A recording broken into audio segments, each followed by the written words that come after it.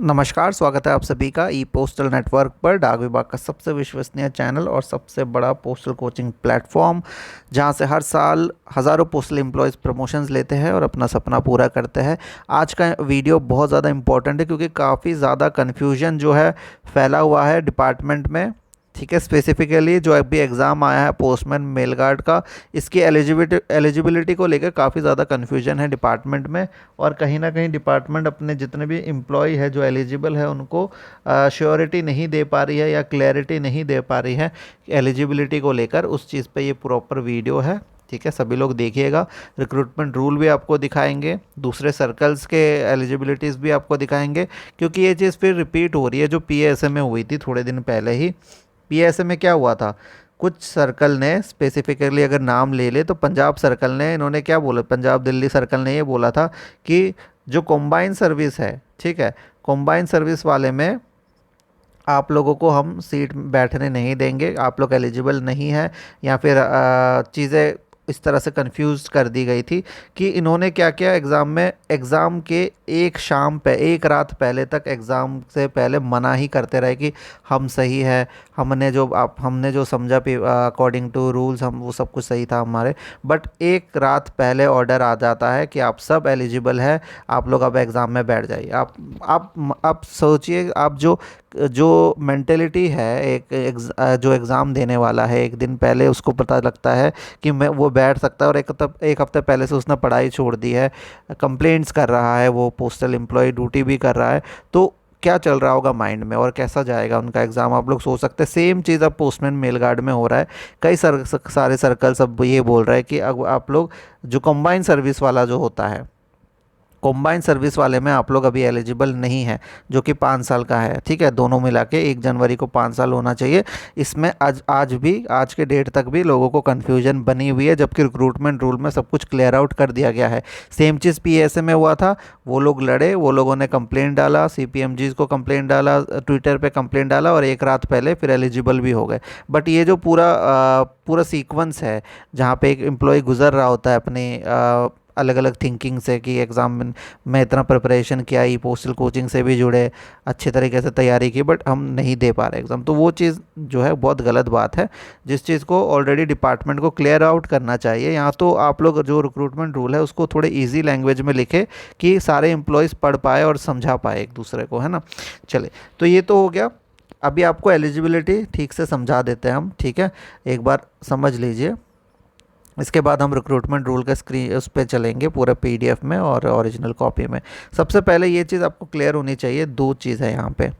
एक तो postman mail guard के लिए कौन कौन एलिजिबल है, जो भी जीडीएस जिनको भी पोस्टमैन मेल गार्ड बनना है, अगर उनकी सर्विस इस पर्टिकुलर ईयर 2024 में अगर 4 साल की सर्विस है तो वो पोस्टमैन मेल गार्ड में बैठ सकते हैं, जो कि 5 साल होता है यूजुअली, पर अभी 4 साल किया हुआ है। ठीक है, सेकेंड चीज़, जो भी एमटीएस पोस्टमैन बनना चाहता है या मेल गार्ड बनना चाहता है, उनकी सर्विस इस साल के लिए 2 साल होनी चाहिए, तो वो पोस्टमैन मेल गार्ड एग्ज़ाम में बैठ सकता है। ठीक है, तो ये भी 3 साल की थी, 1 साल का रिलैक्सेशन दोनों में दिया गया है, 1 साल रिलैक्स कर दिया गया है, तो अभी अच्छी तरीके से काफ़ी लोग एम्प्लॉय बैठ सकते हैं। ये तो क्लियर है, ये सभी को क्लियर है। अब आ जाता है हम कॉम्बाइन सर्विस वाले में। कॉम्बाइन सर्विस में सारा कन्फ्यूजन है, तो यहाँ पे हम लोग आपको दिखाना चाहेंगे। यूजुअली ये है प्रॉपर तरीके का एलिजिबिलिटी पार्ट जो भी नोटिफिकेशन सर्कल निकालती है। ठीक है, तो यहाँ पे आप लोग देख सकते हैं, यहाँ पे इन्होंने कितने अच्छे से मेंशन कर दिया है।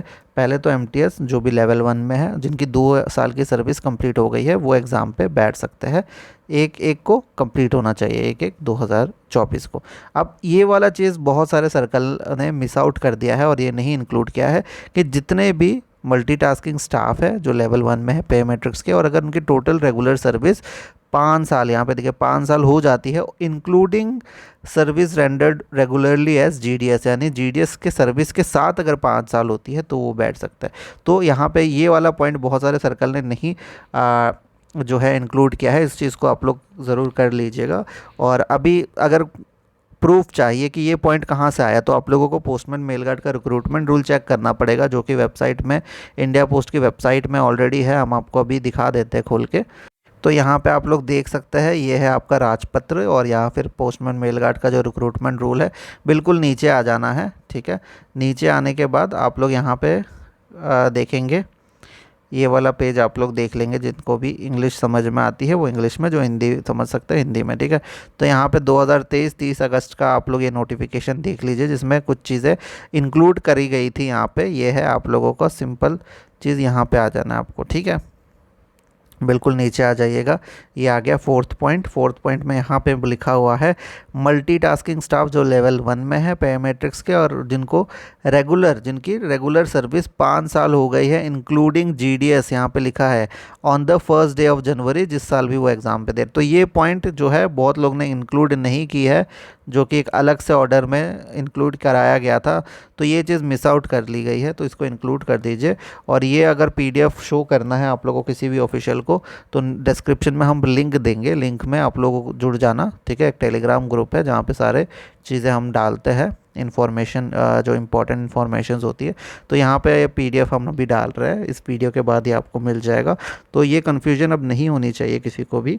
क्लैरिफिकेशन के लिए आप लोग रिक्रूटमेंट रूल को अच्छे से पढ़ सकते हैं, ये रिक्रूटमेंट रूल भी हम डाल देंगे, ठीक है। ये रिक्रूटमेंट रूल यहाँ पे आप देख सकते हैं, प्रॉपर रिक्रूटमेंट रूल राजपत्र जो होता है, भारत राजपत्र। ये डेट है आपका 2018 का, और वो जो नोटिफिकेशन है या एक्स्ट्रा जो अमेंड किया गया था वो 2023 में किया गया था, ठीक है। तो ये चीज़ अपने ध्यान रखनी है। और बाकी सभी तक शेयर कर दीजिए, जिसको भी एलिजिबिलिटी में कोई भी कन्फ्यूजन हो रहा है उनको शेयर कर दीजिए। अभी एक बार समराइज़ करते हैं वीडियो को और आपको बताते हैं कि क्या हमने आप लोगों को एलिजिबिलिटी के बारे में समझाया है। सबसे पहले फर्स्ट, जो भी जीडीएस जिनकी सर्विस 4 साल हो गई है वो एलिजिबल है पोस्टमैन मेल गार्ड के एग्ज़ाम के लिए, ठीक है। हर साल ये 4 साल नहीं रहेगा, कभी 5 साल भी हो जाएगा, नॉर्मली 5 साल होता है, ठीक है। और जो भी एमटीएस पोस्टमैन मेल गार्ड बनना चाहते हैं वो 2 साल अगर इनकी सर्विस हो गई है तो वो पोस्टमैन मेल गार्ड बन सकते हैं, और वैसे ये 3 साल होता है, ठीक है। और थर्ड कैटेगरी आ जाता है आप लोगों का जिनका जो भी अभी एमटीएस है, ठीक है। अगर वो पहले कभी जीडीएस थे और दोनों मिला के इनकी 5 साल की सर्विस हो जाती है तो भी वो पोस्टमैन मेल गार्ड के एग्ज़ाम में बैठ सकते हैं। तो ये हमने समराइज़ कर लिया, और अभी आप शेयर कर सकते हैं। बैचेस चल रहे हैं, बैचेस ज्वाइन कर लीजिएगा जिनको भी प्रमोशन सीरियसली चाहिए। नीचे नंबर भी प्रोवाइड करा देंगे आपको, ठीक है, जहाँ से आप लोग ब्रोचर वगैरह देख सकते हैं। धन्यवाद।